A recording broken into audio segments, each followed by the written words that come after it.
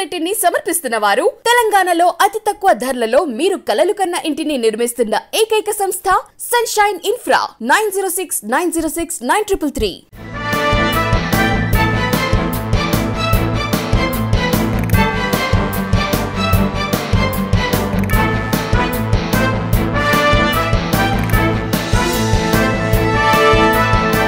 Welcome to V3 news. లక్ష్యం సమాజహితం. నేను ఝాన్సీ. బులెటిన్ల ముందుగా హెడ్లైన్స్ చూద్దాం. పాతవారికే షాపులు కేటాయించాలని ఆందోళన. న్యాయం జరిగేంత వరకు పోరాడతామన్న బాధితులు.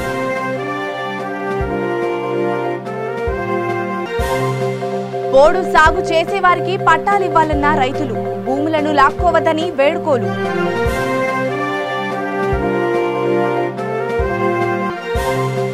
బంగారు మైసమ్మ దేవాలయంలో ఉత్సవాలు. పంచహారతుల నడమ దేవి దర్శనాలు.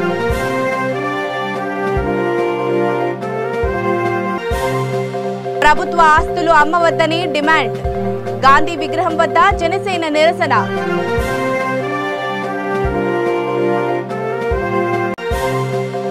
శ్రీశైలం జలాశయానికి వరద ఉధృతి. 4 గేట్లను ఎత్తిన సిబ్బంది.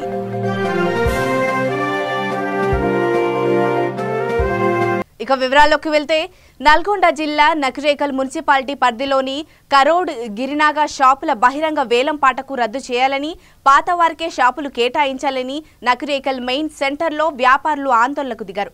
వారిని పోలీసులు అరెస్టు చేసి స్టేషన్కు తరలించారు. అధికార పార్టీ నాయకులు ప్రతి షాప్కు ₹1,00,000 వసూలు చేసి మా షాపు మాకే అప్పగిస్తామని మాయమాటలు చెప్పి మోసం చేశారని బాధితులు ఆరోపించారు. తమకు షాపులు దక్కకుండా బహిరంగ వేలం నిర్వహిస్తున్నారని ఆవేదన వ్యక్తం చేశారు.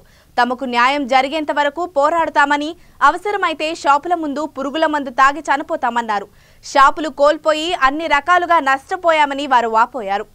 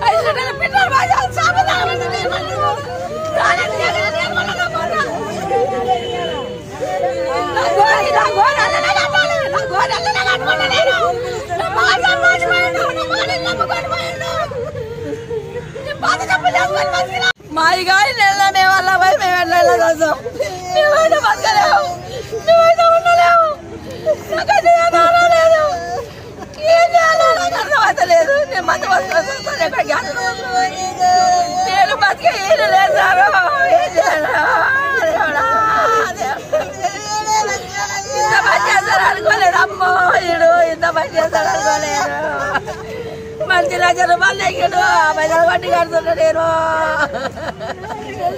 నా మగ నచ్చిన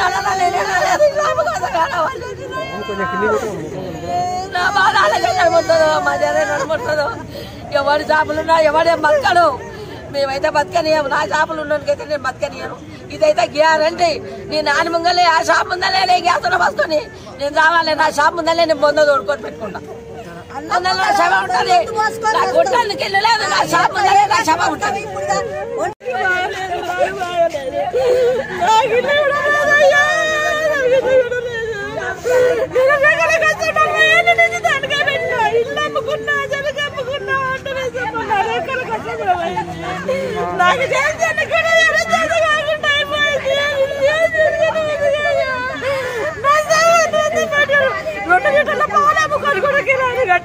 నాకు ఒక బాగా లేకుండా మేము సైతులు పెట్టి కట్టుకున్నామని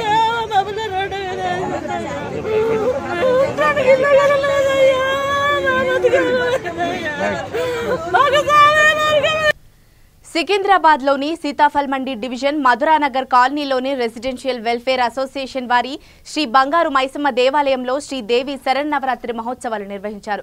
ఈ బంగారు మైసమ్మ శ్రీ మహాలక్ష్మి దేవి అవతారంలో దర్శనమిచ్చారు.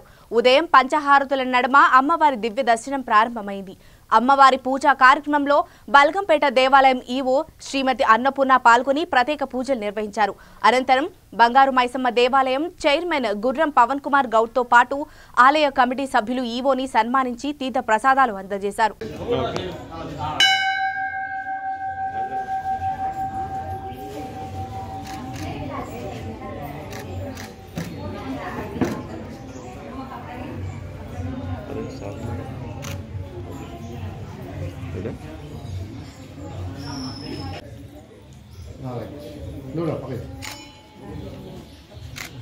Agana, ¿no?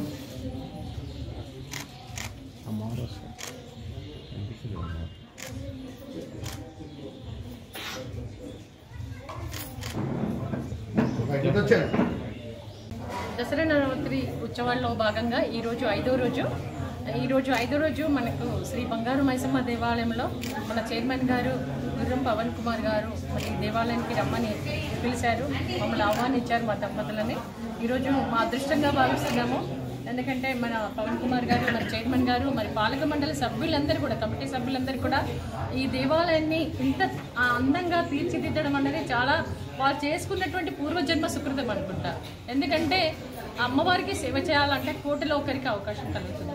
ఎంతోమంది ఎన్నో కోట్లు ఉంటాయి డబ్బులు, కానీ అది ఏంటంటే ఒక మంచి పని చేయడానికి ఉపయోగించే అర్హత అనేది అమ్మవారు వాళ్ళని ఎంచుకుంటారు. అలా మన చైర్మన్ మరి గుర్రం పవన్ కుమార్ గారి సార్ను, పవన్ కుమార్ గౌడ్ గారిని, మరి పాలక మండలి ఇక్కడ ఉన్నటువంటి కమిటీ సభ్యులందరినీ కూడా అమ్మవారు ఏరి కోరి వాళ్ళను సెలెక్ట్ చేసుకొని అమ్మవారి సేవకు ఇక్కడ ఉపయోగించుకుంటున్నారంటే వాళ్ళు ఎన్ని జన్మల పుణ్యఫలమో, మరి వాళ్ళ తల్లిదండ్రులు చేసిన పుణ్యఫలం వల్ల వాళ్ళు ఈ దేవాలయంలో ఇక్కడ సేవ చేసే భాగ్యం కలిగింది. మరి ఈరోజు నాకు ఇక్కడ లక్ష్మీదేవి అలంకరణలో మరి ఇక్కడ రావడం అనేది మా దంపతులకు అవకాశం కల్పించడము, మరి పవన్ కుమార్ అన్న నాకు ఈ అవకాశం ఇచ్చినందుకు చాలా చాలా ధన్యవాదాలు తెలియజేస్తున్నాను. అట్లాగే కమిటీ సభ్యులందరికీ కూడా పేరు పేరున నా హృదయపూర్వక ధన్యవాదాలు తెలియజేస్తున్నాను. మరి ఇన్ని దేవాలయాల్లో అమ్మవారికి మన తెలంగాణ రాష్ట్రం ఏర్పడిన తర్వాత దేవాలయాల పైన ప్రత్యేక శ్రద్ధ మన సీఎం గారు వహించి అన్ని దేవాలయాల్లో బతుకమ్మ పండుగ అనుకోండి, దేవీ నవరాత్రులు అనుకోండి, మరి అన్ని పండుగలు కూడా చాలా ఘనంగా చేయమని మా దేవాదాయ శాఖకు చెప్పడం జరిగింది. మరి వారి ఆదేశాల మేరకు మరి దేవీ నవరాత్రి ఉత్సవాలు చాలా ఘనంగా నిర్వహిస్తున్నాం. ప్రతి చోట కూడా, అన్ని చోట్ల మన తెలంగాణ రాష్ట్రంలో, మరి తెలంగాణ రాష్ట్రంలో ప్రజలందరూ సుఖ సంతోషాలతో, అష్టైశ్వర్యంతో, సిరి సంపదలతో, అమ్మవారి ఆశీస్సులతో అందరూ సంతోషంగా ఉండాలని చెప్పి నేను మనస్ఫూర్తిగా కోరుకుంటూ, మరి నాకు ఈ అవకాశం ఇచ్చినటువంటి చైర్మన్ గారు పవన్ కుమార్ అన్నకి మరొక్కసారి హృదయపూర్వక ధన్యవాదాలు తెలిపారు. శ్రీశైల జలాశయానికి వరద ఉధృతి కొనసాగుతోంది. దీంతో అప్రమత్తమైన అధికారులు డ్యాం 4 గేట్లను 10 అడుగుల మేర ఎత్తివేసి నీటిని దిగువకు విడుదల చేశారు. ప్రాజెక్టు పూర్తిస్థాయి నీటి విలువ సామర్థ్యం 215 టీఎంసీలు కాగా ప్రస్తుతం 214 టీఎంసీలు నీటి నిల్వ ఉంది. జలాశయం పూర్తిస్థాయి నీటి మట్టం 885 అడుగులు కాగా ప్రస్తుతం 884 అడుగులుగా కొనసాగుతుంది. ప్రాజెక్టులోనికి 1,75,724 క్యూసెక్ల వరద నీరు వచ్చి చేరుతోంది. దీంతో అధికారులు 1,77,000 క్యూసెక్ల నీటిని దిగువకు విడుదల చేశారు. ప్రాజెక్టు కుడి, ఎడమ జల విద్యుత్ కేంద్రాలలో విద్యుత్ ఉత్పత్తి కొనసాగుతోంది.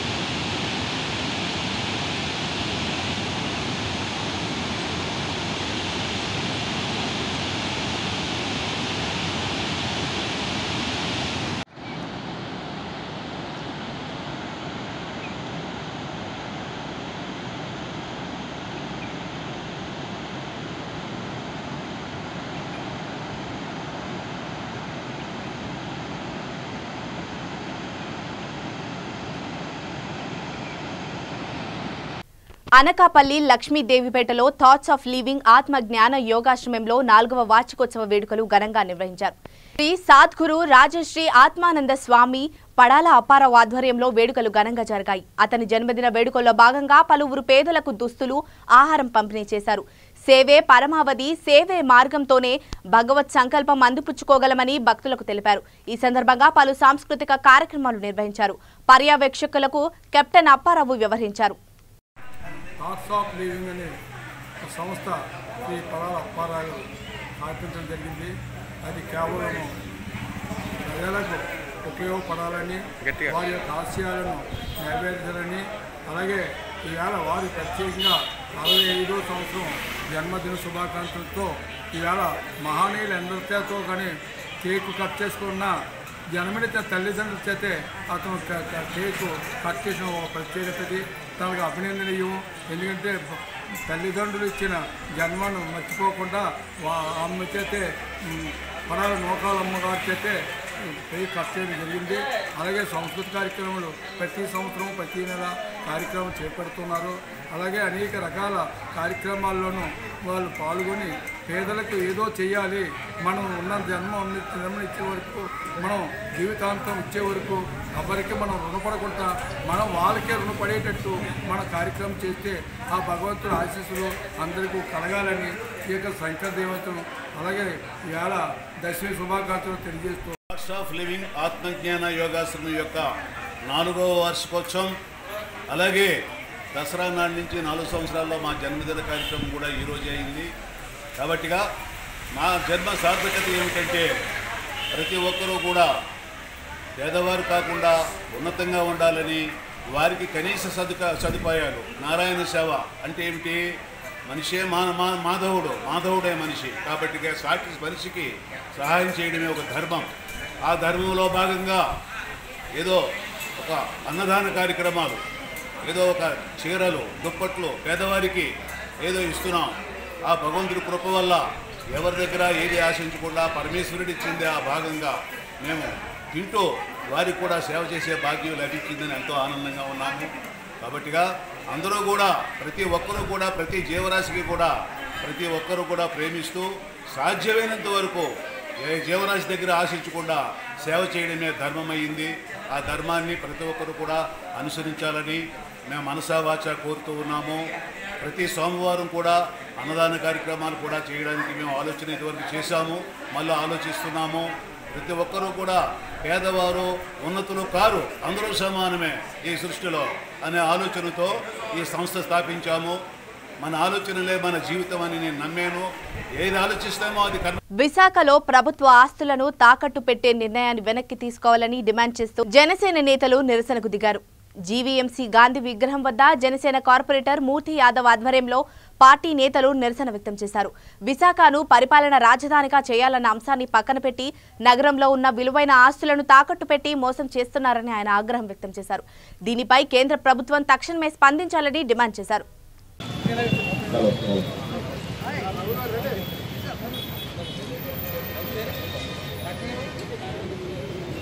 సిటీ విశాఖని ఇవాళ మార్టిగల్ సిటీగా మారుస్తున్నటువంటి ముఖ్యమంత్రి జగన్మోహన్ రెడ్డి గట్టి దిగాలి. స్మార్ట్ సిటీగా ఉన్నటువంటి విశాఖ నగరాన్ని ఇవాళ మార్టిగల్ సిటీగా మారుస్తున్నటువంటి ముఖ్యమంత్రి జగన్మోహన్ రెడ్డి గట్టి దిగాలి. జగన్మోహన్ రెడ్డి వైఖరి నశించాలి. జగన్మోహన్ రెడ్డి వైఖరి నశించాలి. విశాఖ ఆస్తులను తాకట్టు పెట్టద్దు. వేల కోట్ల రూపాయల విలువైనటువంటి విశాఖ ఆస్తుల్ని వెంటనే విడిపించాలి. సిటీగా మార్చిన ముఖ్యమంత్రి జగన్మోహన్ రెడ్డి గట్టి దిగాలి. స్మార్ట్ సిటీగా ఉన్నటువంటి విశాఖ నగరాన్ని వాళ్ళ మార్టిగల్ సిటీగా మార్చిన జగన్మోహన్ రెడ్డి గట్టి దిగాలి. ముఖ్యమంత్రి మొండి వైఖరి నశించాలి. సిటీగా మార్చిన విశాఖ నగరాన్ని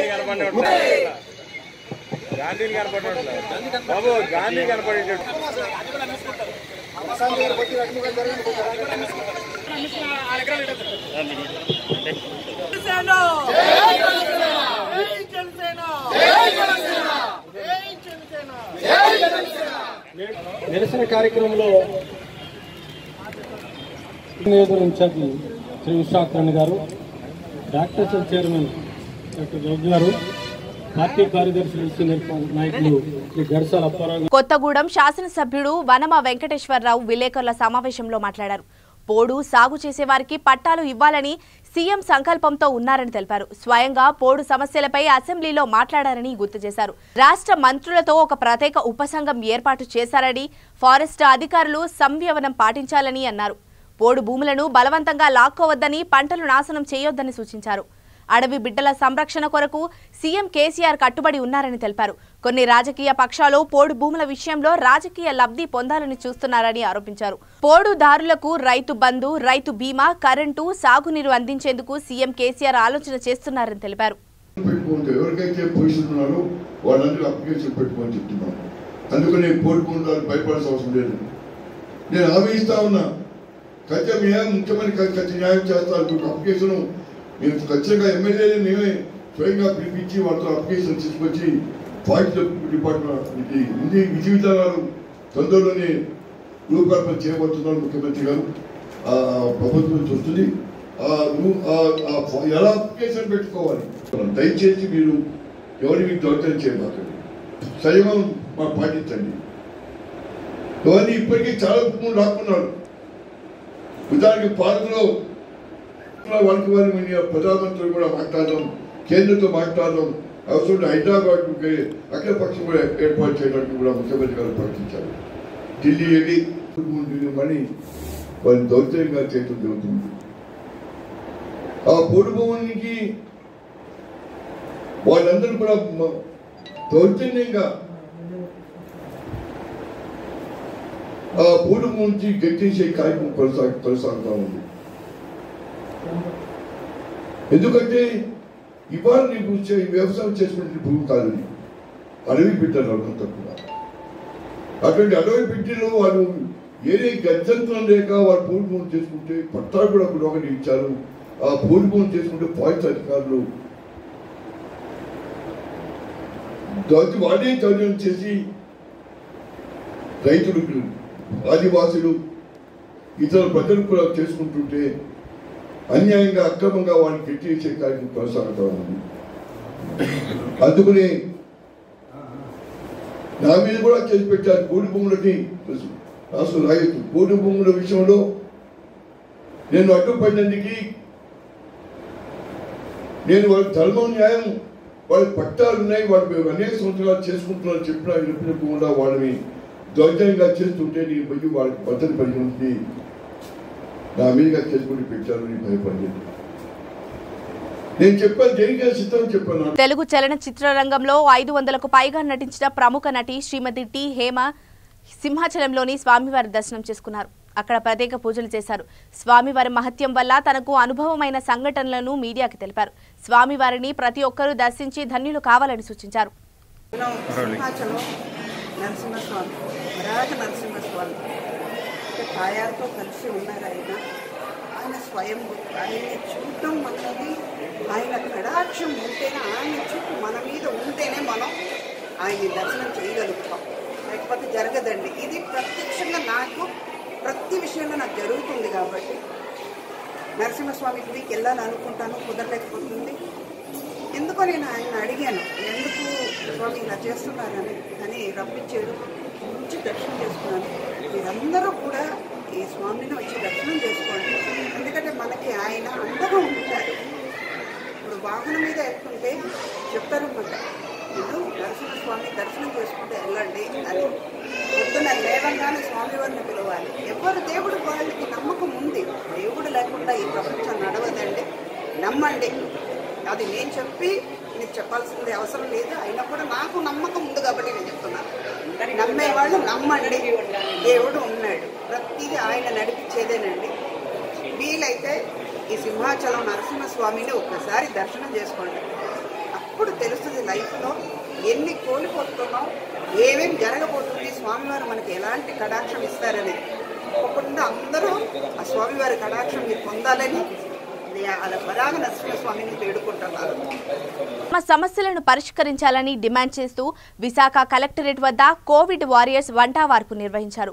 కోవిడ్ సమయంలో ప్రాణాలకు తెగించి వైద్యం చేశామని, విధుల నుండి అర్ధాంతరంగా తొలగించడం దారుణమని ఆవేదన వ్యక్తం చేశారు. ఇప్పటి వరకు తమకు వేతనాలు కూడా చెల్లించలేదని వాపోయారు. కోవిడ్ సమయంలో తమ సేవలు అద్భుతమని రాష్ట్ర ముఖ్యమంత్రి జగన్మోహన్ రెడ్డి కొనియాడారని గుర్తు చేశారు. ఇప్పుడు అందరినీ రోడ్డున పడేశారంటూ ఆవేదన వ్యక్తం చేశారు. ఇప్పటికైనా ప్రభుత్వం స్పందించి కోవిడ్ వారియర్స్ కి ఉద్యోగ భద్రత కల్పించాలని, పెండింగ్ వేతనాలు వెంటనే విడుదల చేయాలని కోరారు. Andhra Pradesh medical Covid warrior employees union రాష్ట్ర అధ్యక్షుడిగా బాధ్యత నిర్వహిస్తా ఉన్నా. మొదటి వేవ్లో కానీ సెకండ్ వేవ్లో కానీ కోవిడ్ వారియర్స్కి తీవ్రమైనటువంటి అన్యాయం చేసింది. గత కొద్ది రోజుల నుంచి మేము ఆందోళన కార్యక్రమాలు ఉద్యమాలు చేస్తున్నప్పటికీ కూడా రాష్ట్ర ప్రభుత్వం కనీసం చేమకుట్టినట్టు చలనం లేకుండా వ్యవహరిస్తూ ఉంది. ఈరోజు ప్రభుత్వం వైద్య విభాగంలో వేలాది పోస్టులు భర్తీ చేస్తుంది. ఆ భర్తీల్లో కోవిడ్ వారియర్స్కి ఎవరైతే విధులు నిర్వహించారో వాళ్ళని భర్తీ చేయాలని, మా డిమాండ్లు అమలు చేయాలని మేము పోరాటం చేస్తుంటే వీళ్ళు పూర్తి స్థాయిలో మా పట్ల నిర్లక్ష్యం చూపిస్తూ ఉన్నారు. ఈరోజు 14,391 పోస్టులు ఖాళీలు ఉన్నాయి, భర్తీ చేస్తామని రాష్ట్ర ప్రభుత్వం చెప్తుంది. తక్షణమే ఆ భర్తీల్లో కోవిడ్ వారియర్స్ని నియమించాలని మేము చెప్తున్నాం. మన ఎన్హెచ్ఎంలో 858 పోస్టులు, అలానే యూపీహెచ్సిలో 1959 పోస్టులు ఖాళీలు ఉన్నాయి. అవి నోటిఫికేషన్స్ ఇచ్చారు. మళ్ళీ కొత్త వాళ్ళకి ప్రాధాన్యత ఇస్తున్నారు.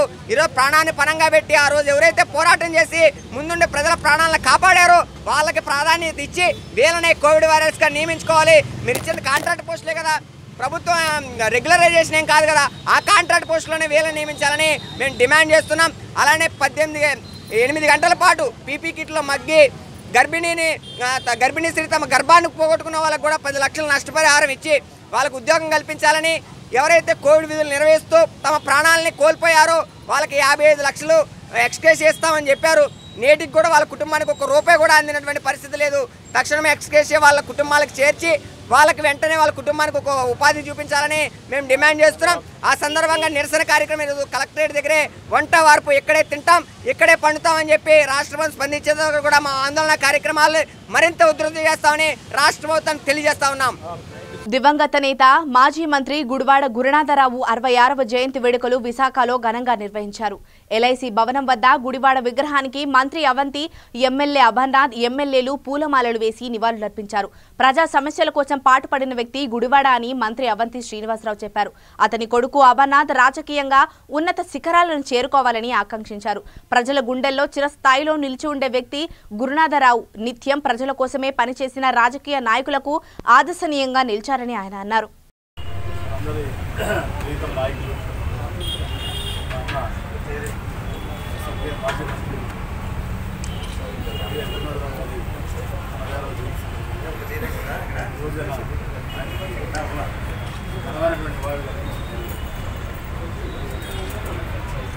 ముఖ్యంగా గురునాథరావు లాంటి రాజకీయ నాయకులు అప్పుగా ఉంటారు.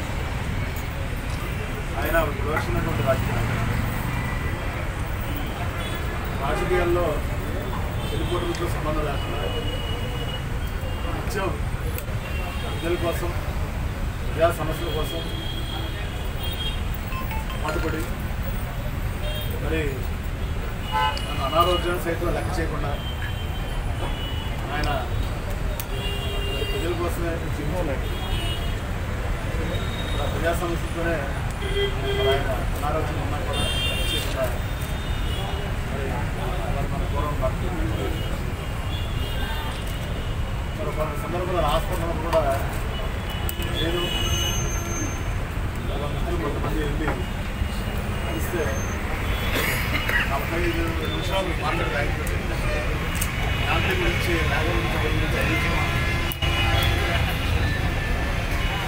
ఏదైతే టైం ఆయన రాజకీయాలు చాలా రాజకీయాలు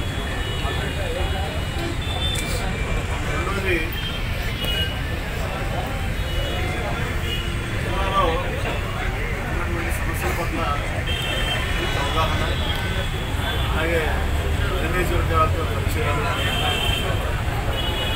అందరూ పార్టీలు ఏ విధంగా అభిమానించాలంటే సంస్కృతంగా మనకి సందర్భంగా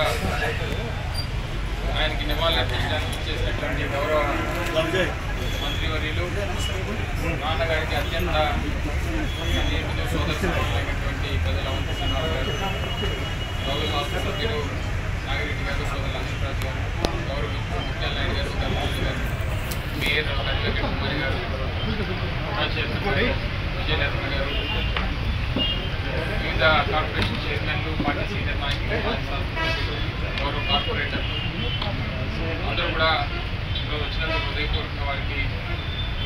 కోరుకుంటూ ధన్యవాదాలు తెలియజేసుకుంటూ ఇక్కడ ఉన్నటువంటి ప్రతి ఒక్కరు నాన్న స్వర్గీయ గుడివాడ గురునాథరావు గారితో సన్నిహిత సంబంధాలు, రాజకీయపరమైనటువంటి సంబంధాలు, వారితో పాటు కలిసి పనిచేసినటువంటి వారు అందరూ కూడా రావడం, మరి ఆయన నివాళులు అర్పించడం మా కుటుంబం తరఫున హృదయపూర్వకంగా వారికి ధన్యవాదాలు తెలియజేస్తున్నాం. నాన్నగారి గురించి కొత్తగా చెప్పాల్సినటువంటి విషయాలు ఏం లేవు, ఎందుకంటే ఈ ప్రాంత ప్రజలందరూ కూడా తెలిసినటువంటివి. ఈ ప్రాంతంలో ప్రాంత అభివృద్ధికి, జిల్లా అభివృద్ధికి ఆయన శాసనసభ్యులుగా, జిల్లా మంత్రిగా, అనకాపల్లి పార్లమెంట్ సభ్యులుగా చిన్న వయసులోనే అనేక పదవులు అలంకరించి మన ప్రాంతానికి చేసినటువంటి సేవల గురించి ప్రజలు ద్రోణ్ రాజు గారితో కలిసి అనేక మన ప్రాంత అభివృద్ధి కోసం, ముఖ్యంగా ఆ రోజు ఉన్నటువంటి కాంగ్రెస్ పార్టీ బలోపేతం కోసం ఈ ప్రాంతంలో పనిచేసినటువంటి కృషి, అలాగే పెద్దలు వైఎస్ రాజశేఖర రెడ్డి గారితో గడ్డి అన్నారం మార్కెట్ తరలింపు కోసం కొత్తపేట విక్టోరియా హోమ్ స్థలం, బాటసింగారం స్థలాలను మంత్రులు సింగారెడ్డి నిరంజన్ రెడ్డి, సబితా ఇంద్రారెడ్డి, మహమ్మద్ అలీ ఎమ్మెల్యేలు పరిశీలించారు. కేటాయించిన స్థలానికి లేఅవుట్ నిర్ధారణ ఉత్తర్వులు వెలువడ్డాయి. గడ్డి అన్నారం పండ్ల మార్కెట్ స్థానంలో నూతన అత్యున్నత సూపర్ స్పెషాలిటీ ఆసుపత్రి నిర్మాణం కోసం సీఎం కేసీఆర్ ఇప్పటికే శంకుస్థాపన చేశారు. తాత్కాలికంగా బాటసింగారంలో 11 ఎకరాలలో ఏర్పాటు చేసిన పండ్ల మార్కెట్లలో దసరా నుండి కొనుగోలు ప్రారంభమవుతాయి. పార్కింగ్, రహదారులతో పాటు కోల్డ్ స్టోరేజ్ వంటి వసతులు అందుబాటులోకి రానున్నాయని, కోహెడ్ మార్కెట్కు వెళ్లే వారికి బాటసింగారంలో వసతులేమీ లేకుండా చూడాలని వ్యాపారులు విజ్ఞప్తి చేశారు.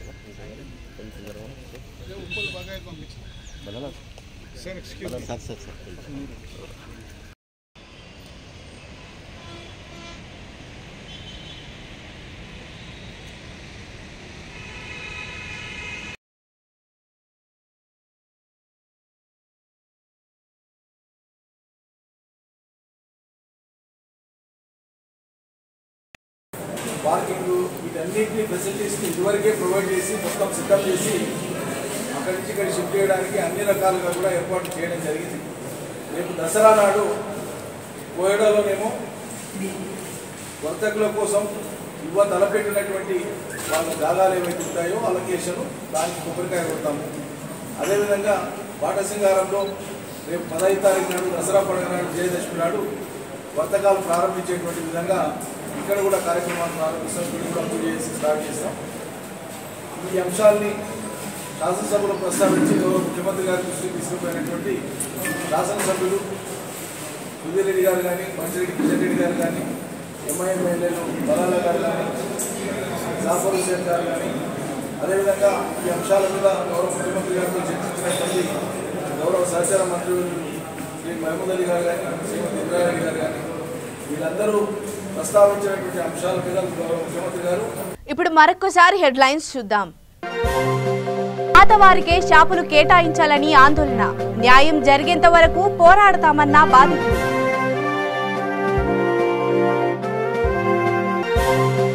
పోడు సాగు చేసేవారికి పట్టాలివ్వాలన్న రైతులు, భూములను లాక్కోవద్దని వేడుకోలు.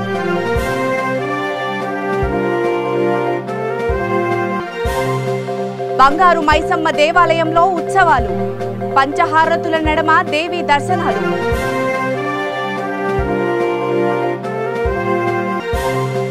ప్రభుత్వ ఆస్తులు అమ్మవద్దని డిమాండ్, గాంధీ విగ్రహం వద్ద జనసేన నిరసన.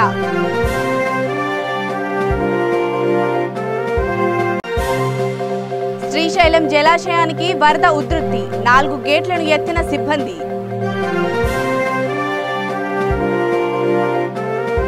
ఇవి ఇప్పటివరకున్న అప్డేట్స్. మరిన్ని అప్డేట్స్ కోసం చూస్తూనే ఉండండి V3 న్యూస్. లక్ష్యం సమాజహితం.